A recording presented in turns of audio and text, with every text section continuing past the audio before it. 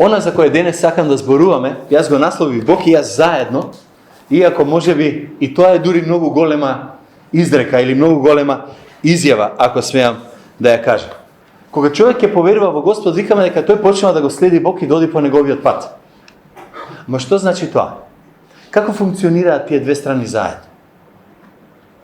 Ако некој мисли ти Господ ќе стои до него вака лично, ќе го гледа, да не се лажеме, тоа нема да се случи сигурно. Ние во математиката често знаеме да кажеме, не често него тоа е вистината, викаме едно јаболко во една рака, едно јаболко во друга рака, двете заедно се две јаболки. Така. Меѓутоа постои еден збор во Библијата кој често е споменуван и кој всушност и денеска светот го користи, тоа е зборот синергија.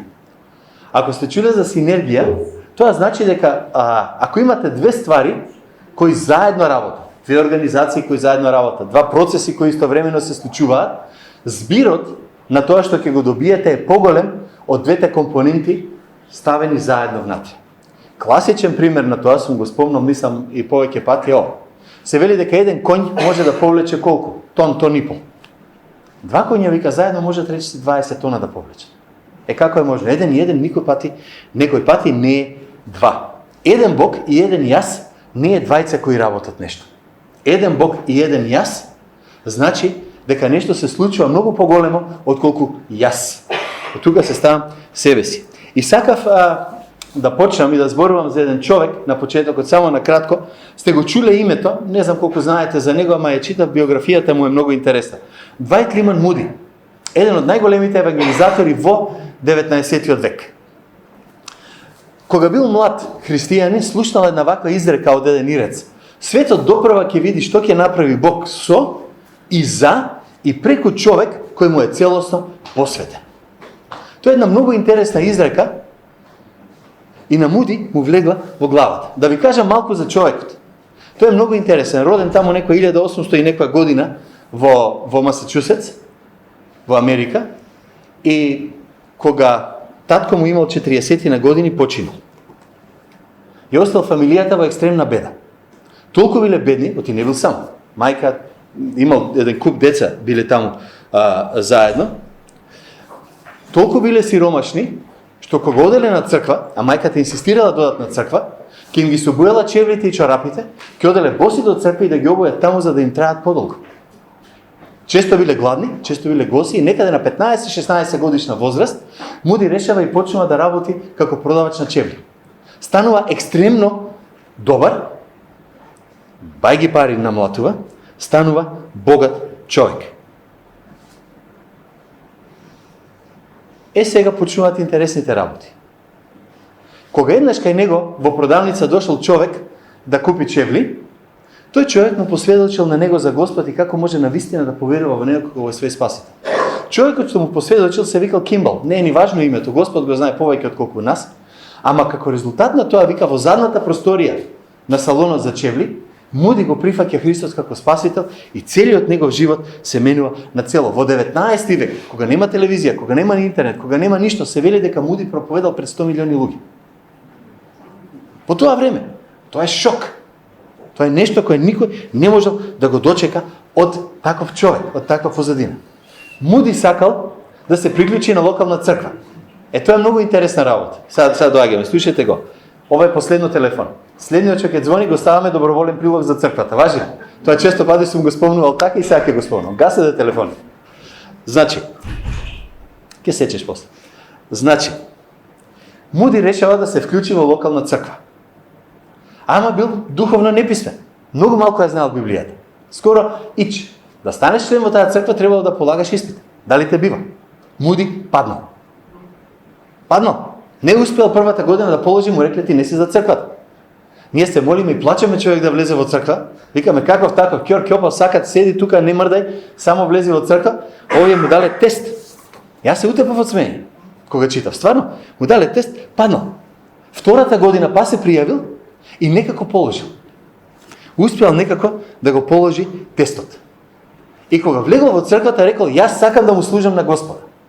И еден од старешините на црквата кој бил таму, го кажал и Муди го пишува тоа во неговата биографија, човекот рекол вака: сметам дека најдобро ќе му служиш на Бог ако до крајот на животот молчиш од црква. Толку бил лош, толку слабо знаел зашто да зборува, толку слабо ги разбирал работите. Човек за кој и ти и јас би го тргнале на страна. Го схрабрили. Еден друг случај имало каде што Муди застанал да даде сведоштво. И некој човек од црквата дошол кај него после и му рекол: слушај, јас додека те слушам се срамам од тебе за тоа што ја касапиш граматиката. Не знам да се изразиш убаво. И Муди го праша, рекол: добро, како стоиш ти со граматика? Рекол: супер. Па рекол: како со твојата убава граматика им сведочиш на другите? И човекот немал одговор. Што да каже? Како и да е, Муди, кога го слушнал Лиман и кога слушнал таа изрека, дека светот допрва ќе види што ќе направи Бог со и за и преку човек кој му е целосно посветен, Муди во биографијата негова напишал вака. Вели човек, тој рече, човек не кажа голем човек, не кажа учен човек, не кажа умен човек. Рече само човек. Јас сум човек и мој е да одлучам дали така целосно ќе му се посветам на Бог. И јас ќе сторам се да бидам тој човек. Муди тргнува и почнува со својата евангелизаторска работа. За него само уште нешто ќе кажам тука, не ќе да продолжувам, ама се вели дека кога бил на еден голем конгрес на евангелизатори во Чикаго, ги пуштиле за ручек, имаат пола саат слободно време, он земал една дрвена кутија, ја ставил на еден кјош, почнал да проповеда и после пола саат рекол: браќи, извинете, мора да се вратам на семинарот кај ќе учиме евангелизација. Тако бил. Човекот одел и на сите им кажува за Господа. Тука. 1+1 не прави 2. Бог користи луѓе кои сакаат да му се предаат. Не тие што се најпаметни, не најсилните, не најучените, така вика апостол Павле. Туку оние кои се спремни да му се посветат него. Да ви кажам за едни луѓе кои исто така многу му се посветиле на Бог во Дела 3 глава 1 до 10 стих. Тоа е текстот денешен наш, ама сакам да ви спомнам нешто од сегашноста, да не речете: ова што го збори сега Павле од Новиот Завет, денес такви работи не се случуваат. Во Дела 3 глава 1 до 10 стих е текстот кога Петар и Јован одат на едно место и сакам да ви го прочитам цел. Вика вака: еден ден Петар и Јован заедно отидоа во храмот во 9 час, 3 попладне. Часот за молитва. Таму имаше еден човек сакат уште од раѓање. Него го носеа секој ден и го поставуваа пред портата на храмот наречена Красна, за да проси милостина од оние што влегуваа во храмот. Тој кога ги здогледа Петар и Јован кои сакаа да влезат во храмот, запроси милостиња и однив. Петар заедно со Јован го впери погледот кон него и му рече: погледни во нас. И тој ги гледаше внимателно или втренчено во некои преводи, вика, очекувајќи да добие нешто од нив. Но Петар рече: сребро и злато јас немам. А што имам, тоа ти давам. Во името на Исус Христос од Назарет стани и оди. И само што го фати за десната рака, го исправи, а нему веднаш му се зацврсна стапалата и глуждовите. Па скокна, се исправи и почна да оди. Тогаш влезе во храмот заедно со нив, скокајќи и фалејќи го Бога. И сиот народ го гледаше како оди и како го слави Бога. Луѓето го познаа дека тој беше оној истиот што седеше пред портата на храмот наречена Красна поради милостина и беа полни со восхит и вчуда невиденост за она што се случи. И сакам да кажам дека Бог стварно користи луѓе, многу често користи луѓе, ама првите што ќе ги користи, ако сакаме мене и тебе да не користи, да ќе користи такви кои го прават тоа што е правилно. Петар и Јован одат во кладилница. Не. Петар и Јован отидоа вика да се молат. Тоа беше почетокот на ова. Како Господ ги употреби? Затоа што го направија тоа што е правилното нешто. Не можете да правите неправда, да очекувате Господ да ви употреби. Не можете да не живеете според Библијата, а да кажете: Господ мене ќе ме употреби. Ќе ви употреби може, ама не неопходно како што сакате. Стих 1 вика: Петар и Јован одеа во храмот во 9 молитвен час. Тука. И интересно е дека цело време во дел апостолски на почетокот тука Петар и Јован ќе ги видите често пати заедно. И знаете зошто се случува тоа? Предпоставувам затоа што од една страна нели се сеќавате Петар се откажа од Христос, па одеднаш после Петар беше тој што силно проповедаше, па 3000 луѓе се спасија. И мислам дека Петар, како што беше малку така избувлив, нестабилен, како сакате кажете, му требаше некој чврст покрај него малку да го води, да го стави во ритам, да го внесе. Ај така да кажем. Забележите, ако не сте забележали, дека Петар и Јован многу често ќе ги видите на почетокот во дела тука апостолски. Ако Петар нешто направеше може би проблем, Јован помагаше и ги поправаше тие работи. И сега доаѓаме до оној момент кога секој верник вика: Господи, дај ми или помогни ми да бидам употребен од Тебе. Да Ти служам, да бидам свето светилиште, што пеевме песната сега, за Тебе. Како? Прво мора да го направиш тоа што е правилно. Кога ќе речеш сакам Бог да ме користи, ти со други зборови велиш сакам да живеам достојно на моето име христијанин. Сакам да живеам достојно на тоа дека се нарекувам Божи човек. А тоа значи многу работи. Тоа значи да не прекјутиш, тоа значи да прекјутиш, тоа значи некој пат да не го направиш тоа што сакаш и така натаму. Многу работи се содржани во тоа сакам Бог да ме користи. Тука. Ако си човек кој сака да му го предаде животот на Исус, се што треба да направиш, се што треба да направам е да кажам: Господи, ја живеам на начин на кој Ти си одредил.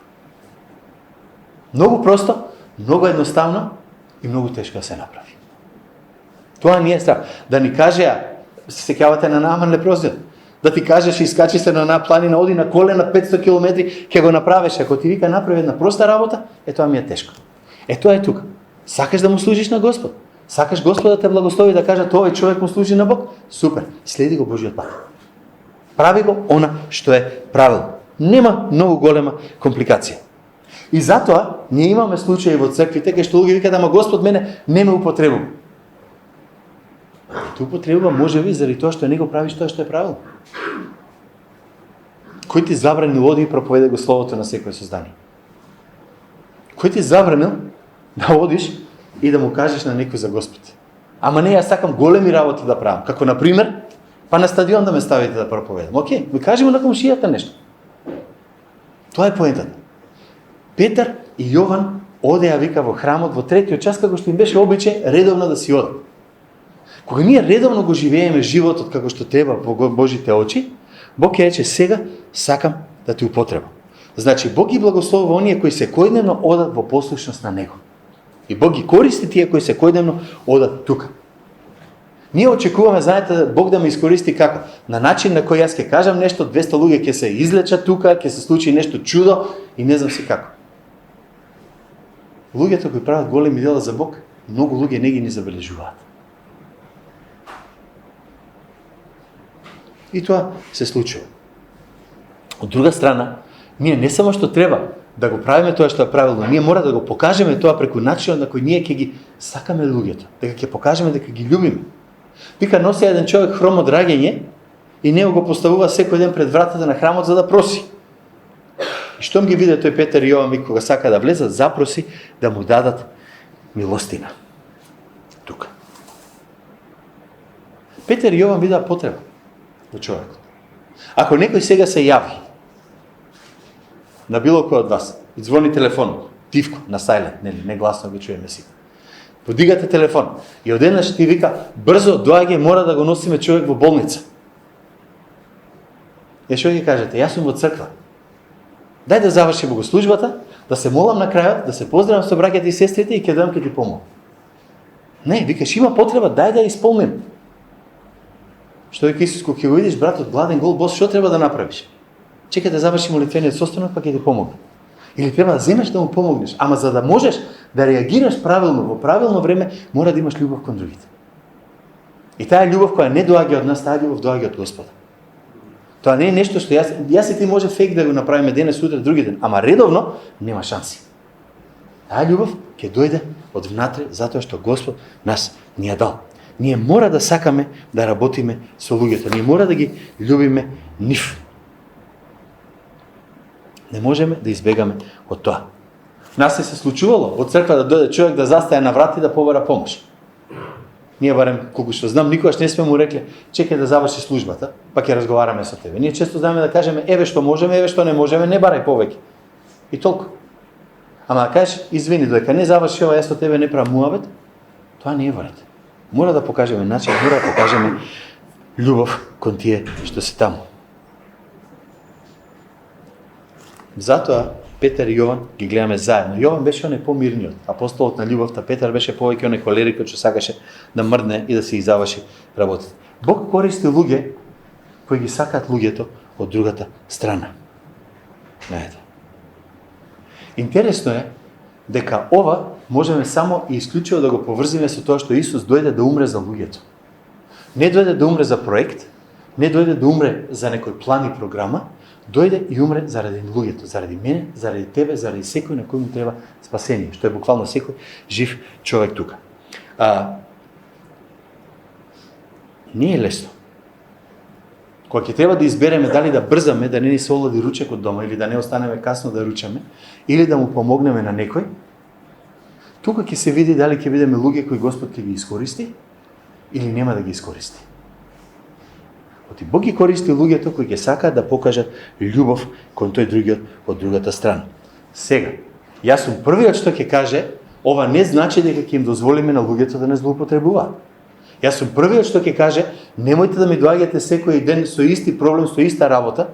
Јас сум првиот што ќе каже, јас ти објаснив што и како треба, оди заврши го тоа, па врати се назад.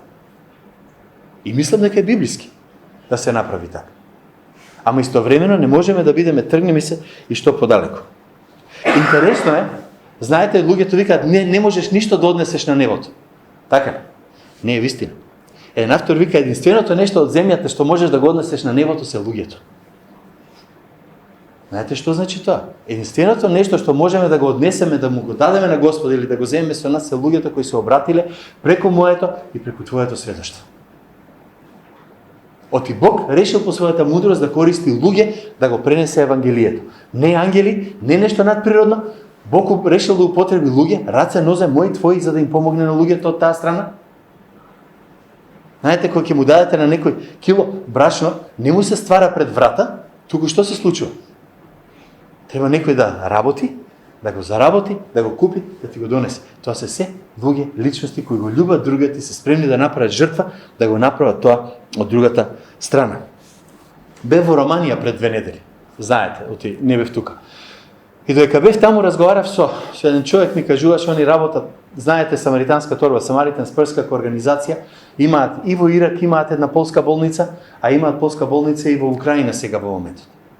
И кажуваше за случка додека бил одговорен за заштита таму, за физичка заштита на болницата во Ербил, кај што биле таму. Вика, една од лекарките ми ја кажа по име, не е ни важна, вика, донесоја дете, 5 годишно, вика, кој беше распарчено од мина. И умре на раце. И истовремено, вика, второто возило кое дојде, донесе човек, кој требаше да му го оперираат стомакот, за кој сите викаат дека е војник на ИСИС. Вели, лекарката викаше, јас сакав да умре. Сакав да умре. Гледајќи го детето, вика, едноставно, тоа беше првата мисла што ми беше на памет. Се стегна, вика, го завршив, го закрпив, го решиле. Неколку дена подоцна, вика, дојде преведувачката што имала таму, што и преведува со луѓето, и човекот, овој од ИСИС, и рекол, што има, разговарале меѓу себе неколку луѓе таму, рекол, што имаат овие христијаните во себе што го немам јас? Каков е тој Бог што е силен кога покажува љубов? Каков е тој Бог што е силен кога покажува љубов? Тоа е Богот на кој ние му служиме и затоа ние мора да го направиме истото од другата страна. И не смееме да го оставиме. Знаете, ние мора да ги препознаеме и да ги видиме потребите на другиот. Тука треба мудрост. И бараме од Господа мудрост. Не секој што вика имам потреба, стварно има потреба. Заради тоа што секој што вика имам потреба, прво треба да види дали може сам да ги реши стварите, да не е негов проблем, па чека друг да му го решава. Ама реалноста е дека и треба да имаме очи да видиме дека кога човек има некоја потреба. Бидејќи Петар вика заедно со Јован се вгледа во него и му рече: "Погледни ме." Погледни ме. Тоа не значи дека јас немам потреби, па затоа можам да ги исполнувам потребите на сите вас или на некој друг. Тоа не значи дека вие немате потреби, па не можете да им помогнете на другите. Викате, јас имам потреба, како на другиот да му помогнам? Баш кога имаш потреба, најмногу се покажува љубовта. Баш кога имаш потреба, најмногу си како Господ ти викаш, сакам да го направам нешто за тебе. Сакате библиски пример? Исус во Гецемани. Исус доаѓа, го фаќаат, додат да го убијат, а Исус му го лечи увото на слугата. Тугите потреби во тој момент ги стави пред своите. Зошто? Заради таа љубов за која малку претходно спомнавме тука. Сега заедно бевме со Сандра во Врничка бања, имавме собир таму за операција Божикно дете, за оние пакетчињата што ги примаме. И сакам да видите едно видео. Многу ми е жал што не стасав да ставам одоздола титлови, нели на македонски, ама за сите што ви интересира да го видите уште еднаш ќе ставиме ние со Никола линк доле во описот на проповедта кој ќе оди онлайн, па можете да си го погледнете ако сакате. Така да, ево го видеото. Зошто да го кажав ова? Луѓе кои имаат потреба, не неопходно треба да застанат и да не направат ништо. Човек кој има потреба, може да најде некој и да помогне. Поблажено е да се дава вика него да се зема. Поблажено е да се помогне на тој што има потреба, отколку да му се помага на некој на кој може би или има или нема седен. Не знам колку разбрав, тама идејата беше дека луѓе кои се од Тексас, кои беа уништени од ураганот, всушност пакува 800 и кусур пакетчиња да ги однесат во Барбуда, Карибски остров, кој беше сравнет со земја. Луѓе кои немаат да дадат за некој друг. Ај кај сме ние? Ние сме обично на оној крај што вика ние немаме. Немаме. Океј, чисто да ви спомнам. И Петар и Јован можеа да кажат ние немаме. И Петар и Јован може да кажат, а што можеме ние да дадеме? Не го направија тоа. Знаете кој е најлесниот начин да се искубеш кога му треба на некој нешто?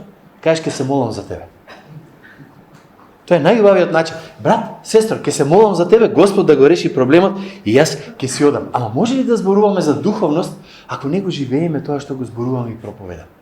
Можеме ли да зборуваме за духовност кога едноставно не сакаме да го направиме тоа што знаеме дека треба? Знаеме, јасно ни отимора, ама не го правиме. Ако мојата молитва, ако твојата молитва немаат раце и нозе, некој рекол, џабе ни е тоа. Ако смеам личен пример да кажам, еднаш на времето имаше една наставничка која требаше да ја селиме од еден стан во друг. И јас и брати заедно пакувавме ствари, земавме, ја преселивме. Сама беше жената, немаше кој друг. Кога завршивме со сето тоа, кога што знам ни тогаш ни сега човекот не оди во црква, ми имаше доста познати луѓе што ги знаел како растал ни струмички од крај таму што оделе во црква. И ми вика, кога завршивме, вика, не верував дека ќе се фатиш да работиш, ми вика ме. Викам, зашто? Па знаеш, вика, проповедник црковно лице, вика, не сте познати по работливост. Ако е тоа начинот на кој луѓето не гледаат, тешко си ни нас. Ако ние сме јас, мене, мое, пред да дадеме на некој друг, оти јас не имам, оти мене ми фали, оти само ние немаме, тешко си ни нас. Не можеме да очекуваме Господ да не употреби на моќен или на силен начин. Не. Често ние се вадиме со тоа што викаме некој друг може да ја заврши работата, некој друг може да исполни таа потреба. Може би може, ама јас и ти ќе изгубиме благослов. Зошто ние да не го направиме тоа што може некој друг да го направи и да го заврши? Знаете, многу често нашето знаење е далеку поголемо од нашата послушност. Ние многу добро знаеме што треба да направиме, ама послушноста не ни е јака страна и нема да го направиме тоа што знаеме оти треба да се направи, бидејќи нели нема да послушаме. Како дете кое се инаети. Многу добро знае што треба да направи, ама нема да го направи. Тука. Читав еден автор што пред својата црква кажал една ваква работа. Што ќе се случи, сум го запишал, сакам да го прочитам вербатим што вика. Тој рекол вака, веќе никој нема да проповеда во мојата црква додека сите не почнеме да го практикуваме тоа што го слушавме минатата недела.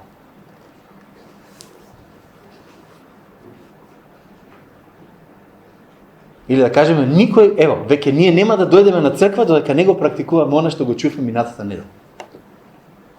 Мислам оти бајги празни места ќе имаме. И на амвоните, и во црквите. Зошто? Затоа што нашето знаење е големо. Ама начинот на кој треба го примениме, некој пати не оди тука. Често пати некој ќе рече, чекај, сите христијански организации, сите цркви бараат пари. А што мислите? Црквите не плаќаат струја, не плаќаат вода, не плаќаат чистење, не плаќаат работа, не плаќаат одржување? Дека се случува онака, по само себе си. Ама ние немаме, стварно. Не дај Боже да не сравни нешто вако како што гледавме на видеото, да видиме колку немаме и колку имаме. Или да треба да бегате како од Нагорни Карабах што бегаат на кај Азербејџан и на кај Грузија. Па да ја видам што ќе спакувате во два куфера и дали ќе викате немам или имам. Знаете, Бог користи луѓе, ова стои подолго време тука, ама ево сега ќе кажам, кои со давање инспирираат надеж во другите. Знаете, Петар и Јован што му рекол, вика, погледни на нас. И тоа веќе надеж. Знаете, не ти вика, си го вртам грбот, не ќе да те гледам, се кријам од тебе, туку ја погледни. Значи веќе те гледам, тука си. Знам дека си овде, знам дека имаш потреба, погледни ме. И тој гледаше, вика, внимателно, очекувајќи да добие нешто од нив. Тука. Знам, оти секој пати ќе ги има тие што даваат и секој пати ќе има оние што само сакаат да зимаат. Тоа стално ќе го има во светот. Треба да најдеме начин да бидеме ние што даваат. Бидејќи, кога му рекоа погледни не, забележете што доаѓа понатаму. Вика, очекувајќи да добие нешто од нив. Чим веќе ми се обраќаат, каже, рече ќе ми дадат. Он веќе очекуваше, беше спремен, ајде, белки ќе ми дадат. И интересно, верувам дека сигурно се шокира со следните зборови. Злато и сребро неам. И што тогаш? Што ме малтретираш? Ако немаш тоа што мене ми треба, нели јас сум дошол да просам, нели? Толку ми е тука. Ама не беше баш така, ќе видиме. Знаете како ќе препознаете човек што дава? Има луѓе околу него. Знаете како ќе препознаете скржав човек? Нема никој околу него. Тоа е реалноста. Не зборувам за пари. Само за пари. Не зборувам само за имот, за тие ствари или така натаму и така натаму. Зборувам за имаш 2 минути. Може да ме сослушаш. Ти треба помош да го однесеш ова до дома. Може да го направиме ова или она. Има милион ствари што може да ги дадем. Со се финансиите, да не ги тргнеме и нив. Ама има многу работи што може да ги дадеме и не ги даваме. Престои да преспие некој. Чаша вода во името Исусово. Ама во името Исусово, а не само чаша вода, па ќе се сетиам кој му ја даде. Така не. Тоа не е начинот да се направи тука. Сте чуле, вика, тој човек има каризма. Каризма не е тип на личност. Каризма не е тип на личност, да не се лажеме. Тоа. Ајде една дефиниција која не е баш често за каризма. Каризма е да не мислиш на себе си, туку да мислиш на другиот. И тогаш ќе видиш што се случува. Кога ќе помислиш, можам ли да му помогнам? Комшо врата да ти отворам да поминеш, да не мора да спуштиш тоа што носиш. Ече е супер, со него може да се дружам. Ништо повеќе, ништо помалку. И многу важно е дека Петар и Јован, пак јачам, злато сребро, вика, немавме ние, ама го користеа тоа што го имаат. Немојте да ме терате, да ве натерам да правите попис што имате. Сериозно го зборам ова. Па да видите дали имате или немате. Оти ние стално вика, ако имав како тој, тогаш имам. Иначе немам. Седнете, проверете, направете список. Тоа што имам, тоа ти давам. Тоа е многу битната работа. Тоа онај класичниот цркварски виц, нели? Да имаше, вика, 2 коли ќе ми дадеш ли една, ќе ти дадев. Да имаше, вика, 2 куќи ќе ми дадеш ли една, ќе ти дадев. Да имаше 2 свињи ќе ми дадеш ли една, па вика, знаеш ти имам 2 свињи са, не се прави така. Она што можам да го дадам, не ќе да го дадам, ама она што го немам, радо би ти го дам. Значи, Бог бара да ти дадеме што имам, тоа ти дава. Може да немам пари, ќе ти дам совет, може да немам совет, може да ќе ти дадам нешто друго, може да ќе ти речам, ево ти заврши си работа. Направи нешто, ќе ти направам услуга, ќе ти завршам, се едно е што ќе биде. Секогаш искористи го тоа што го имаш. И патем, оној што има дар на давање, оној што сака да даде, ќе даде нешто ситно и ќе ти го направи меракот од другата страна. Не мора да ти даде нешто големо. А оној што не дава и толку е. Ама ајде да тераме да завршиме, да не одам, да не поминам преку времето што ми е одредено. Реков дека дарежливиот секогаш наоѓа начин да даде, ама мора да сватиме дека ако сакаш да дадеш нешто, ако си спремен да го дадеш, дали е време, дали е пари, се едно е што ќе помислиш, мора да сватиш дека изворот на тоа што го даваше Бог, изворот на тоа што го даваме Господ.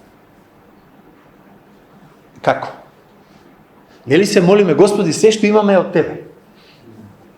Се што имам, Боже, Ти си ми дал. Тогаш што ме негово, се сеќавате минатиот пат кога зборував за настојништво. Кога Господ нешто ни дал, ние викаме Боже, ево ти го, користи го и после Бог вика сега ќе ти го вратам назад и ќе го направиме тоа што треба. Слушнете ја пораката, ако не ја слушате. Сребро и злато јас немам, што имам тоа ти давам, вика, во името на Исус Христос од Назарет стани и оди. Во чие име? Во името на Христос од Назарет. Не е нашата сила, не е нашата моќ. Не е тоа јас што го имам. Од него доаѓа тоа. Бог е силата. Петар и Јован сватија дека силата е во Бог, дека не беше во нив. Како и секој од нас што ќе свати, пробајте, ќе видите кога ќе дадете од тоа што имате или од тоа што малку го имате на друг, па ќе видите како Бог действува тука. Сватија дека потребите кои ги имам јас ги исполнува Бог. Сакате старозаветен пример? Вдовицата, кај која отиде Илија. Вика, јас имам малку брашно, малку зети, ќе испечам, вика, една питарка, ќе ја изедеме со сина и ќе умрем. Вика, не се секири. Дај ми и мене и Господ ќе реши се. Не се секири. Како беше она? Не грижете се што ќе јадете или пиете или во што ќе се облечете, зашто вашиот небесен татко знае, сето тоа ви е потребно. Никој од нас нема да осиромаши од шише зетин или од пола шише зетин или од кило брашно или да ќе му направите колачи ќе го однесете на некој во потреба. Никој не осиромаши. Нема ни да осиромаши. Ако стварно стоим. Ама ако го правиме тоа, Господ ќе не употреби на моќен начин. Иначе нема да не употреби. Сватија и Петар и Јован дека се само соработници со Бог. Грчкиот збор да ве вратам онај синергион таму што е. Ние само соработуваме со него. Бог си ја врши работата. Ние само сме негови раце, негови нозе, негов... Што сакате кажете? Ние тоа го правиме тука заедно. И ако сакате, ако имате време некој пати, поминете некоја студија низ Библијата, почнете да копате да видите дека Бог многу ретко работел сам, бум, да направи нешто. Многу ретко. Секој пати, ама баш секој пати користи луѓе, како тебе, како мене. Сега, ја спомнав вдовицата, така ли беше? Во Сарепта. Се сеќавате за онаа што не можела да си го плати долгот, што пророкот отиде кај неј и што рече собери ги сите садови? Па користеше луѓе. Ајде истурај од садов на пол да ги сите други, па користеше луѓе. Било кој чудо. Дојде Лазар, беше мртов, трнете го каменот, вика, го тргна каменот, ајде излези напред. Бог ќе не користи и тебе и мене да завршиме се. Божјата сила е дека тој е способен да даде. Фактот дека Бог обезбедува ни кажува ти тој сака да даде, а партнерството е тоа дека ти и јас даваме секој пат она што Бог веќе ни го дал нам. Ништо повеќе, ништо помалку од тоа. Голијат кога умре, зашто Бог не го удри со гром? Таман висок беше, нели највисок од сите, ќе отрефнеше молња, ќе го отепа. Не го пушти Давид. Го пушти Давид да го заврши тоа нешто. Кога требаше да ги изеде во ханаанската земја, водеше те да ги телепортира од тука до таму. Што направи? Го стави Мојсей да ги води. Со сите маки проблеми, тешкоти што ги имаше. Бог дава, човекот споделува. Таков си е начин. Бог е создателот, човекот е само каналот преку стварите одат. Бог истура, човекот само го пренесува тоа понатаму и натака. Таков е фактот. И ние заглавуваме два пати. По два проблема со ова. Кога ќе станеме независни. Во која смисла? Кога мислиме дека изворот на тоа што го даваме сме ние. Јас ти давам тоа што јас имам. Јас немам ништо. Да, имам. Во ред? Тоа не значи дека е моја и дека ќе остане на мене цело, не знам колку време. Никој од нас не сака да умре. Ама никој од нас не знае колку ќе живее. Пак ќе се вратам на тоа единственото нешто што ќе го однесете на небото со луѓето на кои сте се дочели. Тука мора да го видиме. Или вториот начин, едниот е кога мислиме дека ние сме тие што правиме, а вториот начин кога Господ не може да не употреби, е кога мислиме дека не сме доволно добри Бог да не употреби за таа или онаа работа. Мене не ме бива за тоа. Има луѓе што не ги бива за ништо освен да зимаат. Има луѓе што не ги бива за ништо. Не можам тоа, не можам тоа, не можам тоа, без земи фатива, не можам, земи метла, не можам, земи крпа, не можам, земи оди посети некој, не можам, земи проповеда, не можам, пеј, не можам. Што можеш? Можам да чекам да ми дадете. Не критикувам, ама чекаш после Господ да те употреби? Не ќе може. Не оди, едноставно не оди. Не се случува. Петар и Јован беа спремни да пробаат. Значи, па да видат што ќе се случи. Ова го помина веќе.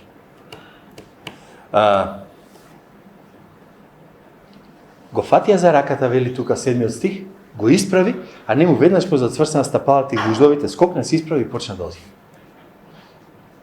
Петар и Јован можеа само едно да направат. Стане. Господ си ја заврши другата работа. Не можеа ништо повеќе да направат и ништо повеќе немаше да успеат. И зошто сето тоа се правеше? Бог ги употреби моќно. Знаете, Петар проповедаше и илјадници се обратија. Петар отиде кај Корнилиј, почна неевреи да се обраќаат. Петар беше тој што Исус му рече: "На овој камен ќе воспоставам црквата." И сите тие работи, се беше супер.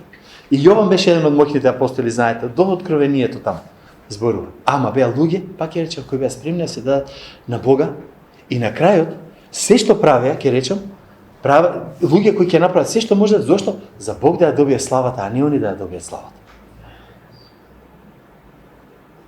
Кога ќе направат нешто, да не биде гледај што си направил.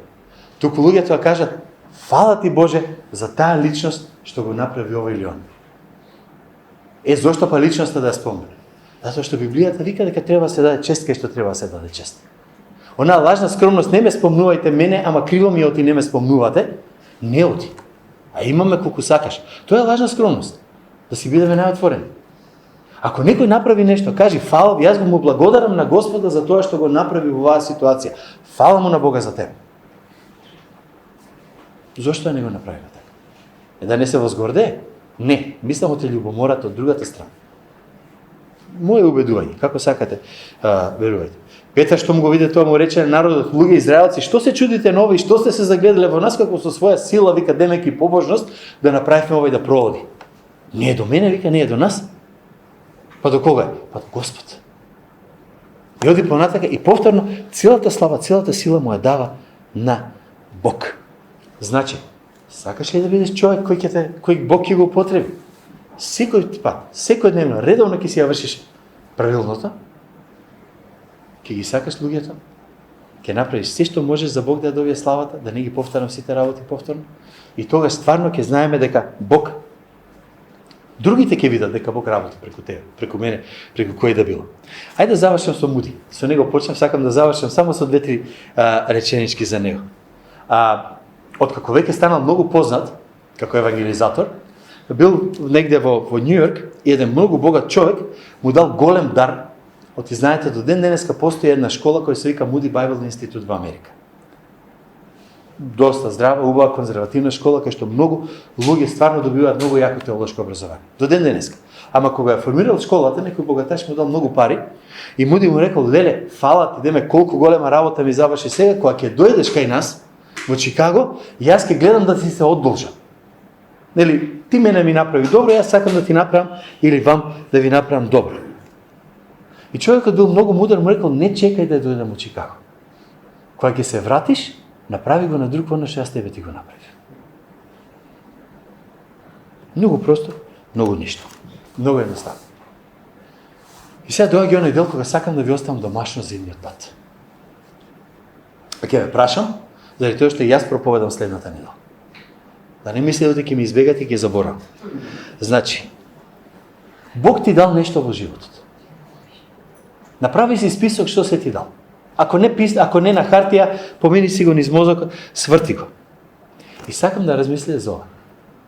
На кого можам да му давам нешто идната недела? Смислете кој и дајте го. Дали ќе биде време, дали ќе биде рамо за плачење, дали ќе биде поклон, дали ќе биде било што. Размислете на кого можам да му направам нешто.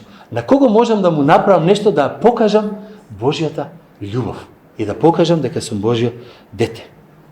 Ставете го во пракса, да го ставиме во пракса ова што го слушаме и ајде да видиме што ќе направи Бог. Ти мислам, оти ќе направи големи работи. Амин.